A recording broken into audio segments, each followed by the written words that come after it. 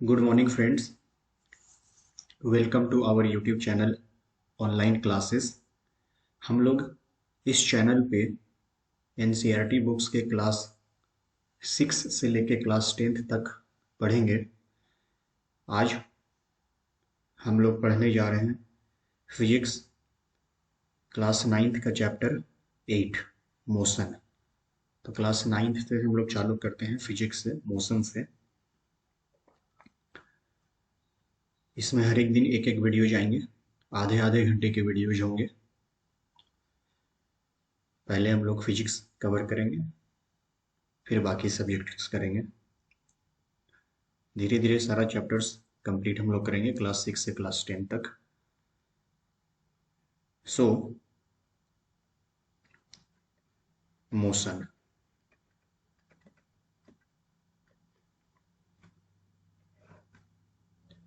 Motion है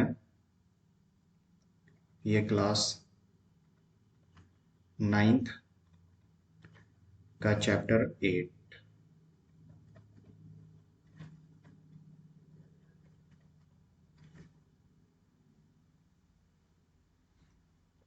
So the first question is, what is motion?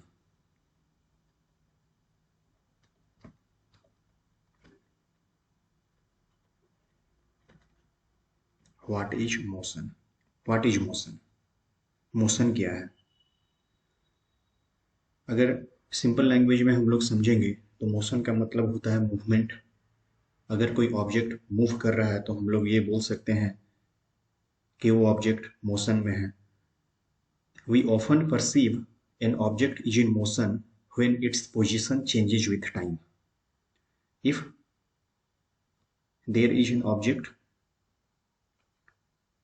let's take if this is an object, after some time,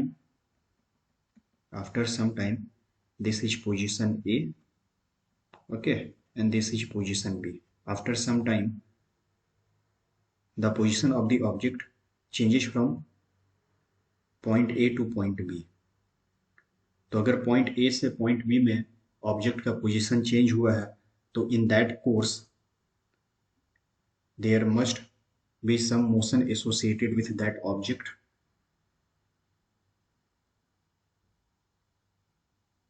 This is called motion. We have different types of motion.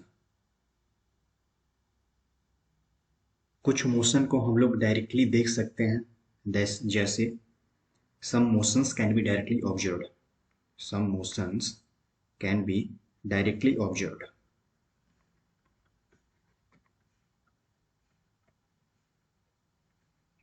Like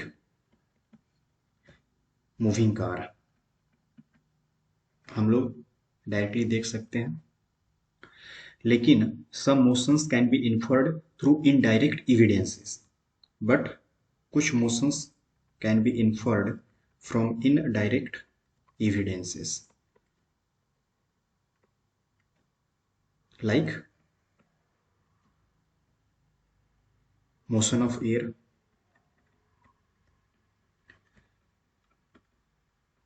How? How motion of air can be inferred from indirect evidences? How motion of air can be inferred from indirect evidences?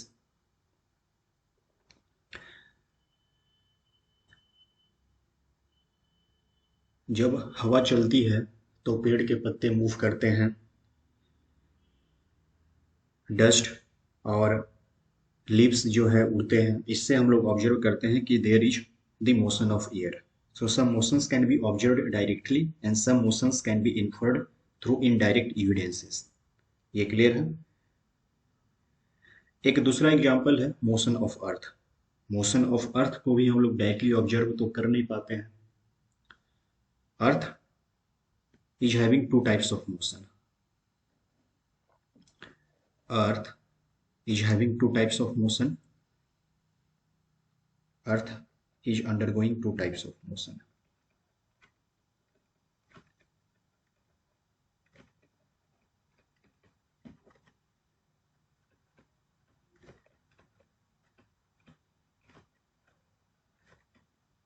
And what are those two types of motion?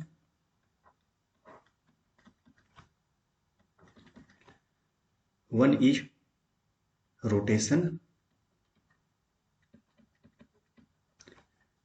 and other is revolution. अर्थ अपने axis के around spin कर रहा है, इस motion को rotation बोलते हैं, और अर्थ सन के अराउंड रिवॉल्व कर रहा है, रिवॉल्विंग अराउंड सन.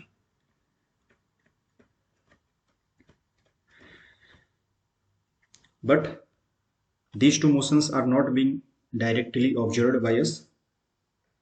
इस मोशन को तो हम लोग डायरेक्टली ऑब्जर्व कर नहीं पा रहे हैं. These two motions of the earth, these two motions of the earth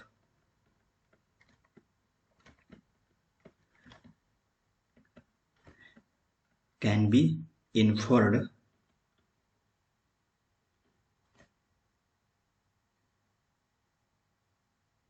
indirectly. How?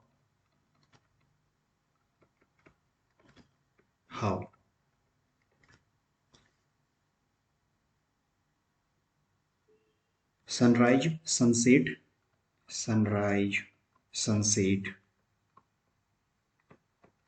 is because of rotation of the earth around its axis.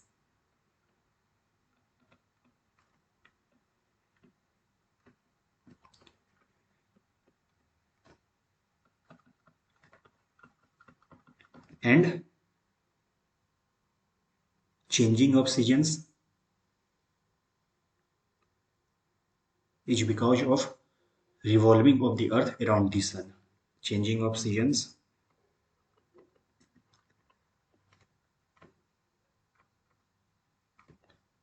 is because of earth, बीच में लिख लेते हैं, earth revolving around sun. So it is clear some motions can be observed directly and some motions can be inferred through indirect evidences.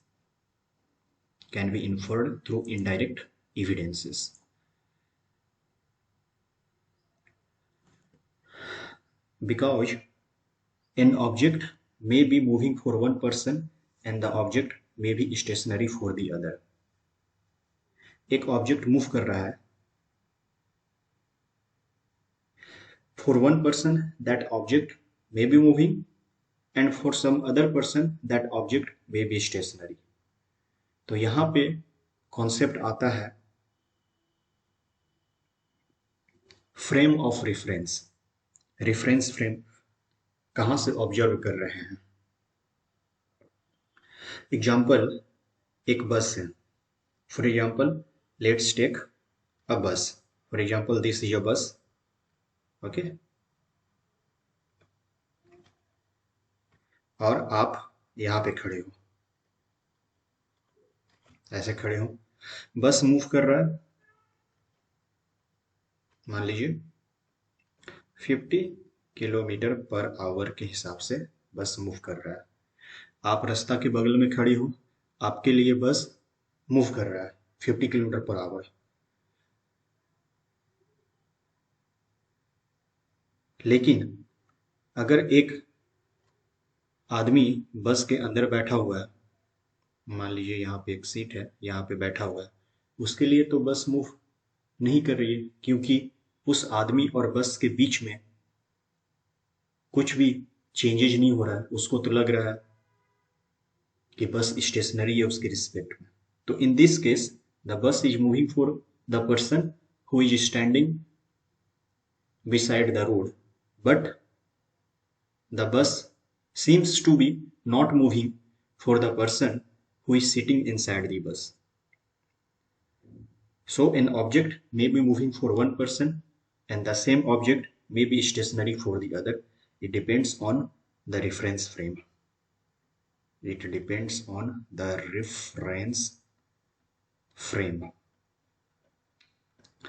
यहां तक clear है. Now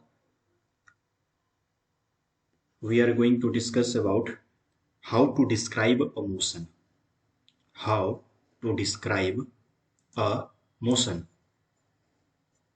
motion क्या है समझ गए? मोशन कुछ डायरेक्टली ऑब्जर्व होता है, कुछ को इनडायरेक्टली ऑब्जर्व करना पड़ता है।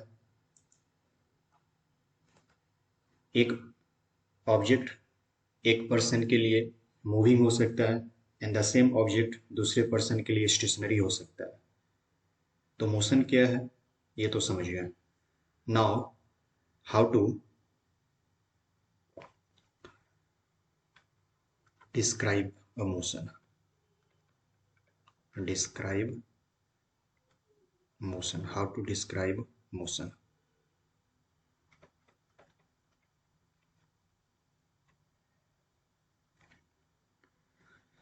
The location of an object is described by a reference point, and that point is called origin. Let's take an example. For example, this is a road और road के बगल में आपका घर है। ये रोड आगे भी जाता है और हम लोग डायरेक्शन लेते हैं इस प्रकार। For example this is east, this is west, this is north and this is south. यहाँ पे this is your home and this is railway station. Railway station से आपके घर की दूरी है 5 किलोमीटर। तो अगर हम लोग रेलवे स्टेशन को स्पेसिफाई करेंगे, अगर किसी को बताना होगा, आपके जो घर में व्यक्ति हैं उन्हें बताना कि रेलवे स्टेशन किधर है, तो हम लोग क्या बोलेंगे? Railway station is 5 kilometre east of your home. Railway station is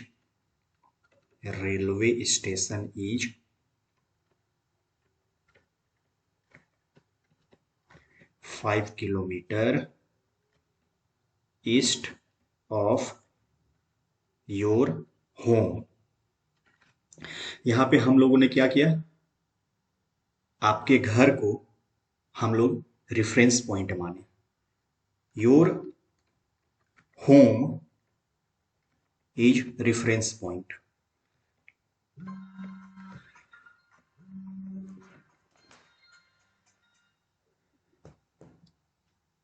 So your home here is origin. हम लोग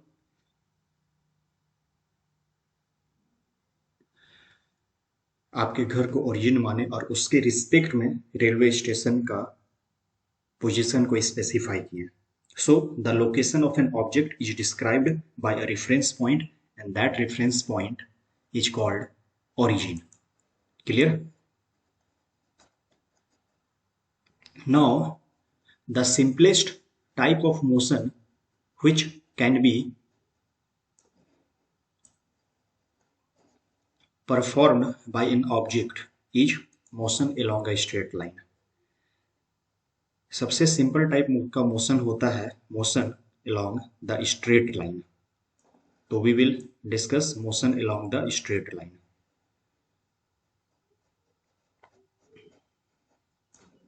Motion along the straight line.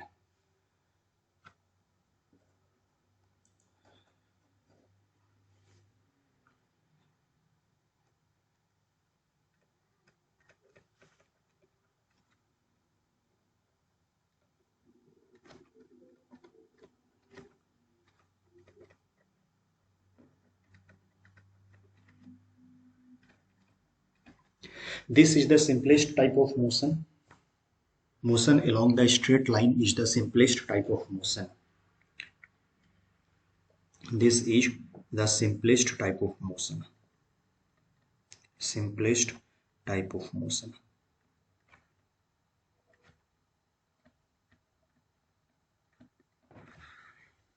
इसको समझने के लिए एक एग्जाम्पल लेते हैं।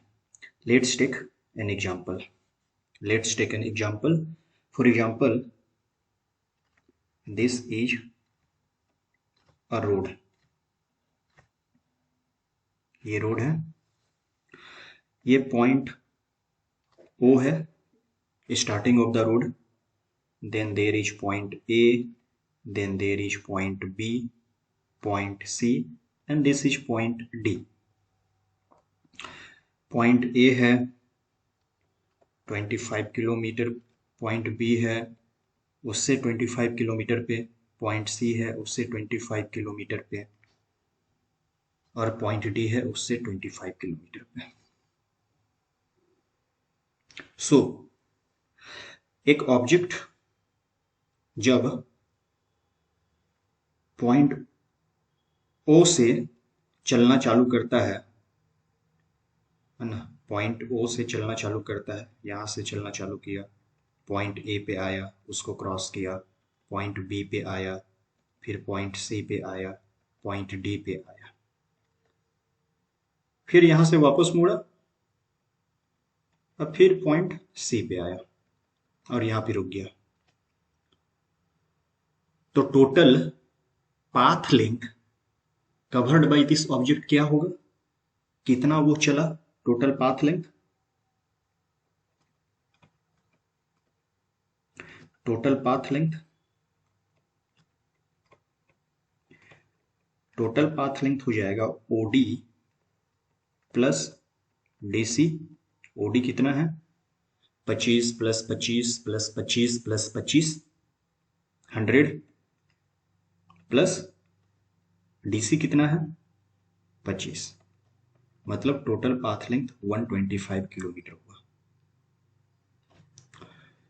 सो टोटल पाथ लेंथ को हम लोग बोलते हैं distance.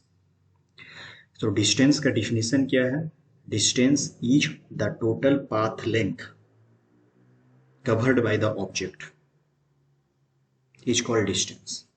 This total path length covered by the object is called distance. Distance clear हो गया।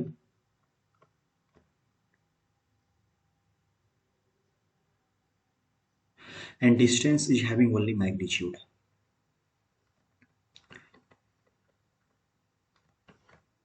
इसका एक मैग्नीट्यूड होता है। Now the object's initial position is at O, यहाँ पे है देखिए, and the object's final position is at C. There is another term which is called displacement. What is displacement? Displacement is the shortest distance between the initial position and the final position of the object. लिख लीजिए, distance initial position और final position के बीच में shortest distance को displacement final position और initial position के बीच में जो शॉर्टेस्ट डिस्टेंस होता है उसको डिस्प्लेसमेंट बोलते हैं।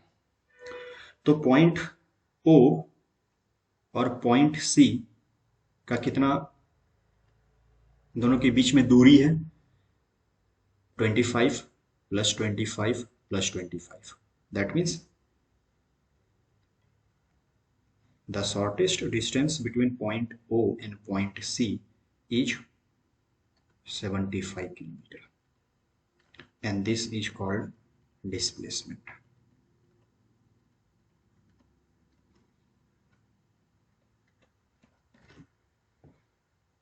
क्लियर? तो अभी हम लोगों ने क्या क्या देखा, हम लोगों ने देखा distance and displacement.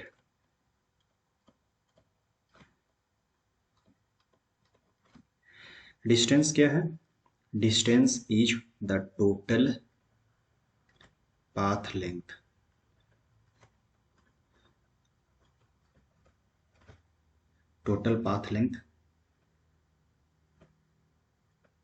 covered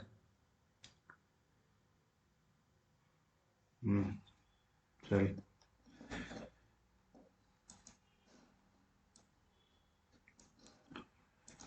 total path length covered total path length covered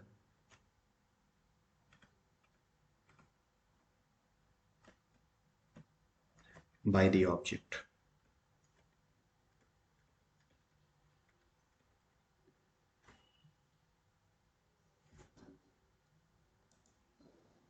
Total path length covered by the object, इसको बोलते हैं डिस्टेंस. देन डिस्प्लेसमेंट क्या है? Displacement is the shortest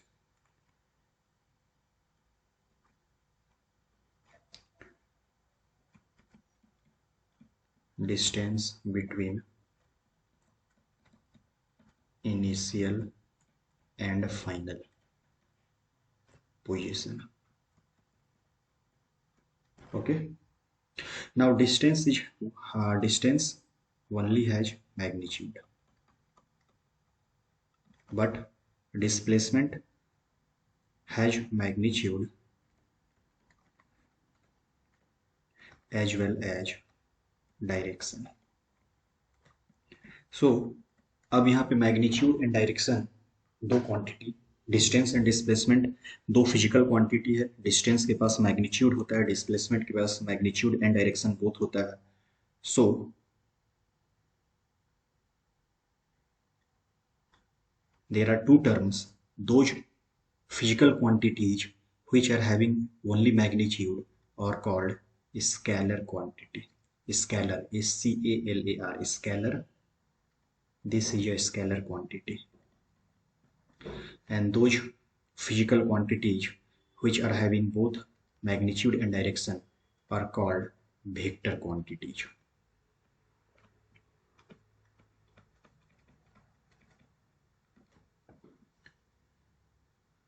clear है? आज के लेक्चर में हम लोग इतना ही रखते हैं. हम लोगों ने मोशन चैप्टर स्टार्ट किया है. मोशन में सबसे पहले हम लोगों ने देखा मोशन क्या होता है. कुछ motions can be directly observed and कुछ motion can be inferred from indirect evidences. Then the same object may be moving for one person and it may not be moving for the other. It depends on the reference frame. Then we described motion. For describing motion, we took two physical quantities, distance and displacement. Distance is the total path length covered by the object. It has only magnitude, and those physical quantities which are having only magnitude are called scalar quantity, and displacement is the shortest distance between initial and the final position. It is having both magnitude as well as direction, and this is a vector quantity, VECTOR, vector. ये C है, vector quantity. Now एक last में छोटा सा बच गया है. Distance is the total path length, displacement is the shortest path length. Now magnitude of displacement for a path may be 0, but the distance may not be 0. For example, this is position A. यहाँ से हम लोग ने चलना चालू किया, यहाँ तक पहुंचा. This is position B and this is 5 kilometre. एक ऑब्जेक्ट है, यहाँ से गया पोजीशन B पे, 5 किलोमीटर चला, फिर वापस मुड़ के पोजीशन A पे आ गया. In this case distance is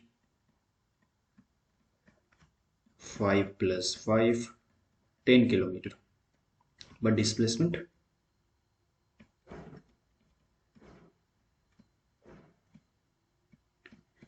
in this case displacement is 0. So distance and displacement are the two physical quantities which are used to describe the motion of an object and to locate the final position with reference point at a given point of time. And distance cannot be 0, but displacement may be 0. Distance cannot be 0, but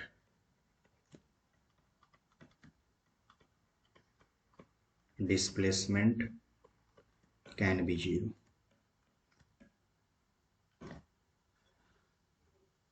ठीक है, अब next class में हम लोग देखेंगे uniform and non uniform motion and how to measure the rate of motion. Thank you.